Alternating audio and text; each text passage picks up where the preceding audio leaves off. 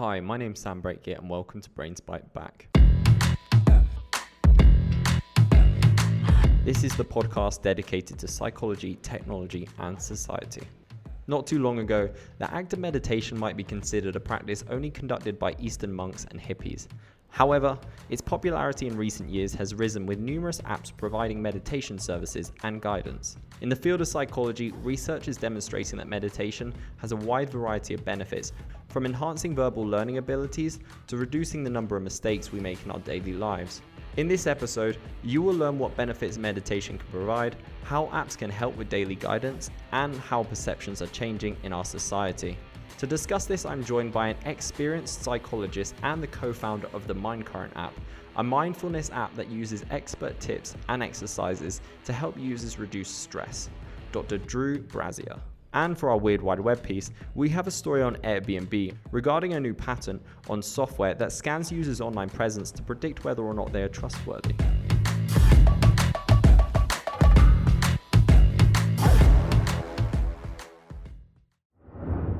I always love to ask these two questions for every guest whenever I'm on the phone to them. Where are you in the world today and how's the weather? I am in Portland, Oregon, and the weather is Portland, Oregon-ish. It's nice and rainy. It's a nice winter Pacific Northwest day here. Nice. I do like Oregon. I've been there once. I've spent a bit of time in Seattle as well, more time in Seattle, but I've been to Oregon and I have to say I do love it. I love it, I think, because it has a wonderful culture and the people seem really nice there. However, I don't think I could ever live there because for me it seems like UK weather, and I don't think I'd ever be able to go through all the effort of moving to the other side of the world just to have the same kind of weather that we have in the UK. Yeah, no, I hear you. That's exactly it. So, was the weather there nice for you today? Well, I'm based in Medellin, Colombia. That's why I say it taking the effort to move somewhere else. Oh, gotcha. It's very nice here. It's bizarre because December in Medellin is actually probably, I'd say, the best month for weather. It's one of the driest, hottest, nicest kind of months, which is really bizarre because obviously being from the UK and Oregon. You're from Oregon. Are you from there? Yeah, well, I mean, I have lived here for a few years, yeah, but I've lived in other parts of the United States. Probably, though, just like me, you associate December with cold weather or wet weather or maybe sometimes snow. Right. And then for me, that association has just gone out the window where it's kind of I can't wait for December for the good weather. It's it's a bizarre thing to adjust to. Oh, yeah. Actually, I was just a week and a half ago. I was in Uruguay, and it's full on summer. I really want to do that. I've never been past the southern hemisphere. I mean, I've been to Ecuador and just stepped over the equator, but I've never actually been to somewhere in the summer while it's my perspective winter. So I want to try that at some point. Yeah. It's kind of fun. Would you be able to explain who you are Yep. and what you do for our listeners in the space of meditation and I suppose in general as your work as a doctor? Yeah, absolutely. Yeah, my name is Drew Brazier. My background is in psychology and specifically working in performance psychology, helping people be able to perform at their highest, whether that's in sports, business, life, and really focusing on that. And what I really love to do is to help people come into the moment that they're in. And I really like to focus more on the mindfulness side of being able to be in that moment that you're in, not a past moment, not a future moment, but that exact moment. And as you do that, that's in essence the main fundamental piece to performing at your best each day and to be that high performer that you want to be for whatever that is for you. And so helping people drop in to the now is absolutely core to success on a daily basis. It's hard for our brains to differentiate between past, present, and future. In fact, they really can't. And so if you're worried about, what's coming up here in a couple hours or holding on to what was going on a couple hours ago or yesterday, it's going to be really hard for you to be at your best. And so that's where the mindfulness and meditation really comes into play. Yeah, I completely agree with that. And I have to say that being at your best, that does take being present. I think the best piece of advice I've ever had, not only for life, but I think for doing this podcast, the best piece of advice I actually received, it was like from Dan Harris, where he was interviewed on The Daily Show. And I think Trevor Noah was making a joke. He was like saying, well, how what's the shortest amount of time can you meditate? He's like, could you do a minute meditation a day? And he's like, yeah. And he's like, what about a second? And he's like, well, yeah. And he's like, wait, are you meditating now? Like while we're doing the show, while we're doing this interview? And he goes, well, I am 100% focused and present because I have to listen to what you're saying. I don't know what you're going to say. And I need to be able to give you my full attention and respond. And in order to get the best response, like I need to give you 100% my attention and be focused. And that for me, I think has been the biggest and greatest piece of advice that I've ever received, because when I host these podcasts, I 100% try and focus on listening to every word they say. And I know that I'm not going to get this moment back. So I have to listen. The worst thing I could do in my job is to be like, oh, I'm sorry, I wasn't paying attention for the past 30 minutes. What you, 30 seconds, whatever amount of time. Can you repeat that again? Yeah, so for that reason, like that, I think that's one of the greatest pieces of advice. So I myself, I know the benefits of meditation, but for those people that might be listening and they maybe don't know too much about it or what it involves or like what are the benefits or why someone would practice this, could you explain why you think meditation is important? Yeah. So, it's interesting as we do talk about meditation. I think that being, having worked with historically a lot of athletes and then more recent working with a lot of different executives, they don't have time for the bull crap, right? They'll let you know that. Like they'll flat out tell you like, I'm not just going to sit there for an hour and kumbaya, right? Like that's how they'll just make it very clear.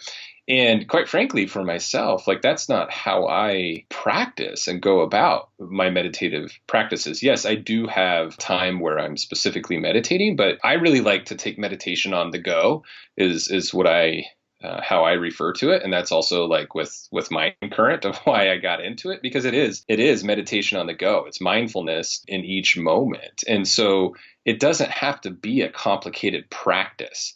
In fact, I don't even use the word meditation or mindfulness in explaining what I'm having people do. I'm just having them drop into the present moment. For example, saying, look, right now, I just want you to notice the air coming in and out of your nose for 60 seconds. That's all that I want you to do. And you're going to notice a whole lot of other thoughts, positive, negative, anywhere in between.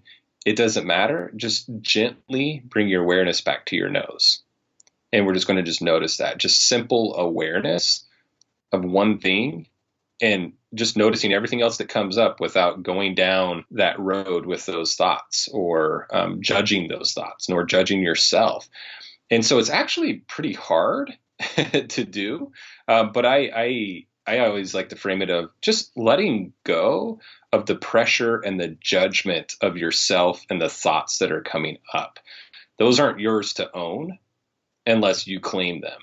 And so we're just going to focus on just this one thing of the air coming in and out of your nose. And then your thoughts may go off 100 times in that 60 seconds. Just gently bring it back. And it's not a relaxation necessarily so much as it is training your brain to be right here, right now, present with what it is that you want to be present with. And that's how I like to go about it, because whenever you are present in that moment, it's like what you were just talking about, which I think is beautiful of, you're on these interviews and you got to be fully present, hanging on to every word. How precious would that be in life if our relationships were like that? At work, our romantic relationships, our friendships, if we're just really present in every single conversation like that, but also present with ourselves like that. The peace of mind that comes from that is just something that I can't speak highly enough. And it doesn't mean that things are easier. It doesn't mean that you can control everything coming in and out. Rather, it just means you can shift your focus and not judge yourself, nor judge those thoughts, and more easily move forward without allowing whatever's coming up to block you. And that's why it's so important to me, is to live with as few of restrictions and limitations on yourself And in essence, that's why I like to talk about the meditation and mindfulness on the go. Yeah, I think it's incredibly important. And I think it's also one of those things, it's almost kind of like a massage. Like you don't realize how badly you need it until you do it. And you're like, wow, this is Yes. what I've been needing this.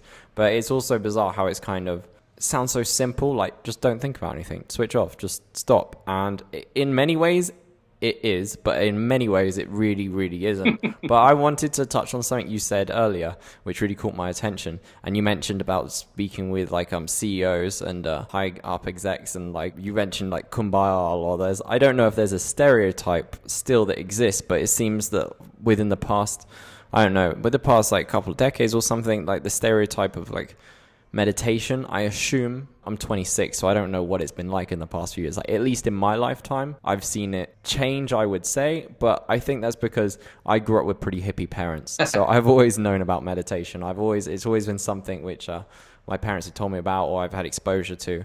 But I do remember that, like, I remember when I was younger that there'd just been this stereotype of kumbaya stuff, like you said. And I don't know if this still exists. I can imagine older generations almost look down upon it as more of a spiritual thing rather than an actual practical thing or a tool or a skill or ability to incorporate in everyday life. Do you see that with older generations you perhaps work with? Yeah, absolutely. I would say that, it's a very strong stereotype. And I think that there's reasons for that, because when we hear people talk about, meditation and mindfulness, it feels like, initially it goes off into so many different areas and seems more complicated than it needs to be. And so, yeah, it leaves people confused. In fact, most people I talk to, just whether it be friends or other, people I meet, majority don't really even know what meditation or mindfulness really is. Like they really think it is you're sitting there cross-legged with your, fingers together humming, and that's it. That's the only thing you do, or you're chanting together. While sure, that's some components, the actual essence of it is not really put out there very well. And so people do think I have to sit there for a long time. I'm wasting my time. It's a total waste of time. Whereas they're not being taught and informed that it's not a waste of time. Right. Oh, man, there's and I wish I knew who said this. It definitely wasn't me. Somebody else said this much wiser than me of, I have a long day today. So instead of meditating for 1 hour, I'm going to meditate for 2. And that's what it is in essence. Right. If it gives you time back because you're much more clear and focused. But yeah, older generations, it's not a norm. And it is looked at as this is wasting my time and this is just weird. And I can't blame them, because we're not breaking it down to, just pay attention to just your feet on the ground right now for a minute. Notice how that feels. All right, cool. You just meditated. Good job. Yeah. Right. Meditation in disguise. Yeah, absolutely. I just think it's important, instead of trying to get people to practice it on a 30-minute practice or even a 15-minute guided meditation, get people to do just 1 minute being present, right? Just to teach them that, yeah, it does take work, but also it's something very simple. And let's talk about your the app Mindcurrent. You're the co-founder of, and it's a mindfulness and stress release app that uses AI-driven tech. Yeah. So with Mindcurrent, years back, I wanted to really learn how to use technology. People are on their phones or using technology all the time. Like, how do we leverage that and use it in the best way? And so a year and a half ago, I was approached by Sociable, a friend of mine, who said, hey, we're working on this technology where we can help people be aware of what it is they're experiencing, the stress that they're experiencing, the emotions that are coming up, and then little quick, mindfulness exercises that they can do in the moment to help prevent that stress from taking over their day, or that stress from going too far and interfering with their performance. And so to me, it was super attractive. I was like, whoa, like this is fantastic. It's not therapy or counseling or anything like that. It can definitely supplement people who are doing that and whatnot. But we never would encourage someone to rely upon it for that at all. Rather, to just help your day be that much better and perform a little bit better by dropping into this moment, noticing where's my stress at? What is one small thing that I can do? And based off of, what you're putting in, And soon, based off of biometrics, if you have like a smartwatch, we can understand, okay, hey, why don't you try this little quick exercise or recommendation? That it's all the recommendations are based off of mindfulness meditation without saying, go do this meditation. I'd be really interested to learn more about the AI side of this driven tech. What role does AI play in the Mindcurrent app?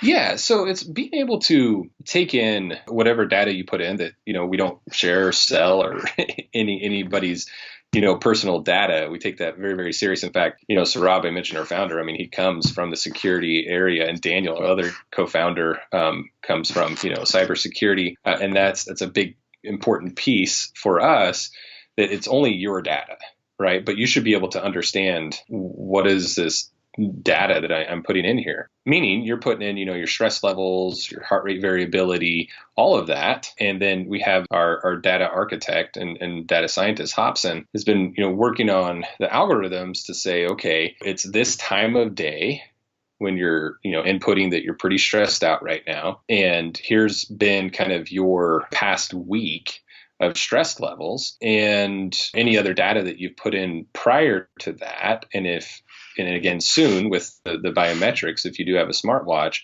then the recommendation engine gives the best possible recommendation. But if you don't like that, so that's where the AI comes in, right? Of being able to use the machine learning to understand what's best for you. And then as we get more and more data and more users, we're able to say, okay, people who typically input this type of profile, these are typically the best recommendations. And so that piece to me of coming from my background is kind of mind blowing, but they're getting that accuracy higher and higher as we speak, so that when that recommendation comes, just this quick little exercise you can do, it really feels individualized for you. That's the whole reason why they're using the machine learning, artificial intelligence to be able to create those algorithms and best understand the data that you're putting in and give it back to you in the most practical, simple way. I wonder if AI tailored is a term, like AI tailored for you. Yeah, that's a really good. Yes, that's actually a really good. We might use it. Go ahead. Quote you on that one. Yeah. So would you be able to give us an example from start to finish? Like, can you run through how a user would use this app in a normal meditation session? Yeah. So, it's interesting that you say with a normal, meditation session, like let's say that you are someone who does meditate, well, then you don't even have to put in anything about your stress levels or make it anything individualized.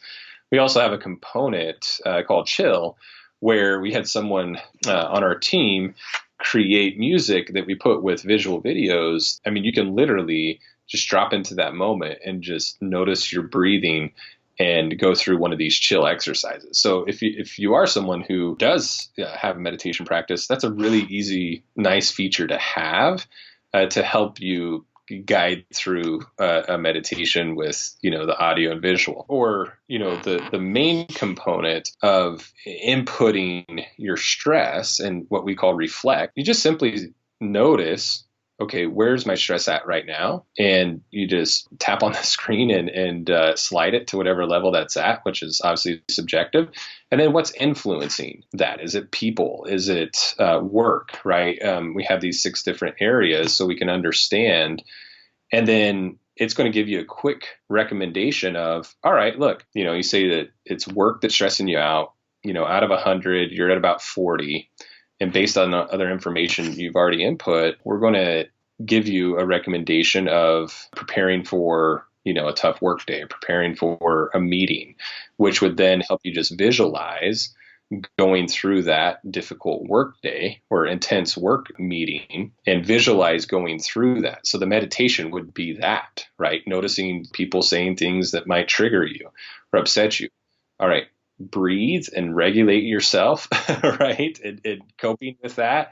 And that would be the recommendation that it would take you to. Expert or a guide is what we call them, guiding you through that audio exercise. So it's input your stress, what's stressing you, and then a quick recommendation that is as close to that experience that you have going on right there in your life in that moment. So there's that kind of live preventative, or the chill component that you can go into as part of like a regular meditation. There's also the daily focus that I use every morning that just focuses on one powerful word, gives an explanation and a quote relative to that, and it encourages you to take that with you through your day. And I like to use that as a morning meditation, and it's only 90 seconds usually, the daily focus. So there's those different components that, depending on where you're at and how you want to use it, you can kind of tailor that to where your meditative practices are currently. It sounds like it's got a collection of uses, I suppose, rather than just like one intention for your meditation. Yeah. Sounds good. There's one question that I'd really love to understand a little bit more on.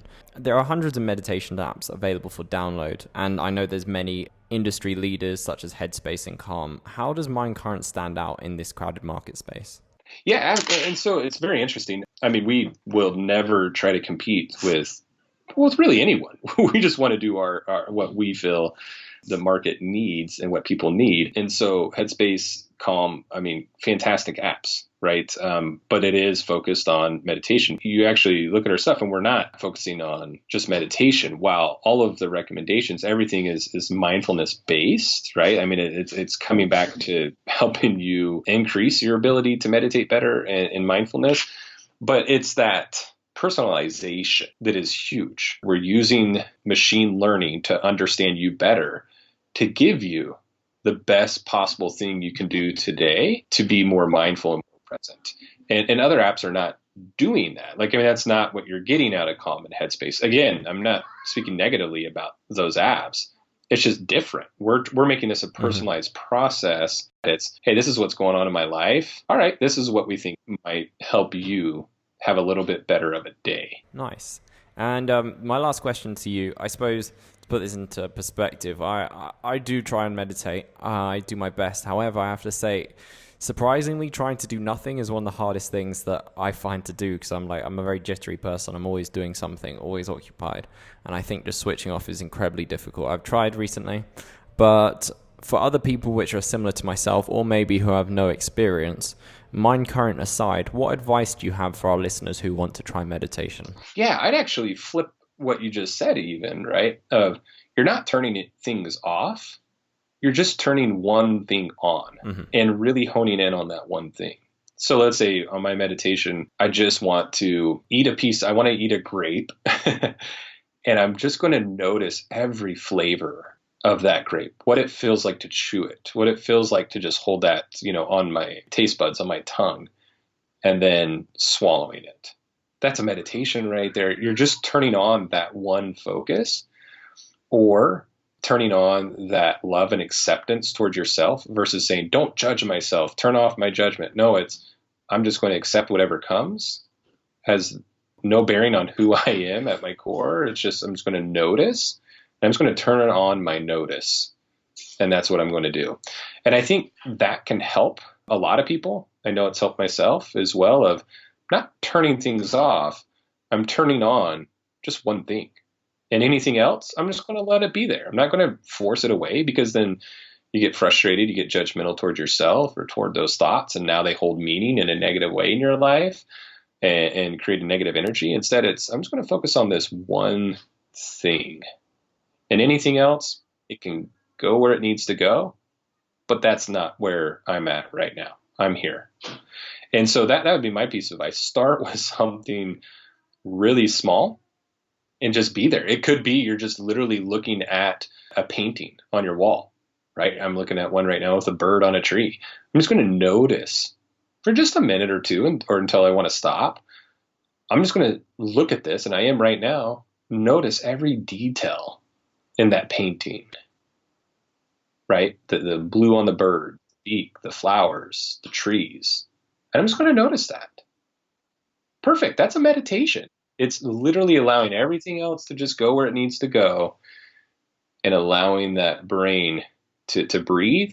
It's actually strengthening your brain in different regions. And so you're turning a lot of things on by just doing one simple awareness exercise like that. I understand, and it makes sense the way you talk about it more as being present than meditation, because it is that kind of focus on, I suppose, one thing, even if that one thing is, like you said, your breathing or your feet or a grape. Right. I have no doubt that it definitely is worth doing and has its strengths, because I love psychology, and every day I pretty much look up like psychology on Reddit, the subreddit, and there's constantly new information saying mindfulness and meditation has these benefits. So it seems like you're definitely onto something good, and hopefully the more people this reaches and the more people that understand that it's not just meditation, it's not kumbaya, it's not humming, it's just a heightened level of focus.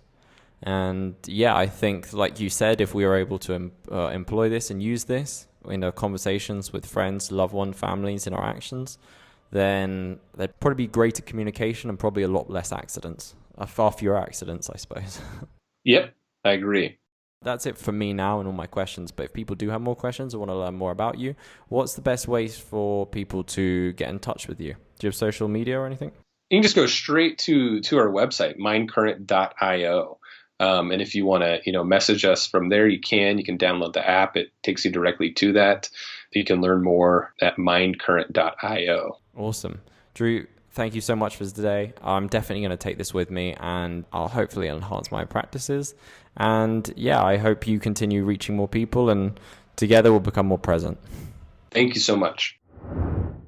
According to Business Insider, Airbnb now owns the patent to software which sorts through internet posts and social media activity to see if a user has any traits of narcissism or psychopathy. However, if you're afraid your dark side might be exposed the next time you look to book a weekend away, don't worry, because it might not impact you anytime soon. A spokesperson for Airbnb stated, "As with any other company, there are a number of patents we file, ranging from searching listings to automating booking availability, and it does not mean we necessarily implement all or part of what's in them." That's our show. I hope you enjoyed it. If you like that, then you can find many more just like this at sociable.co. You can also find us on Spotify, iTunes, and anywhere else you get your podcast, including YouTube.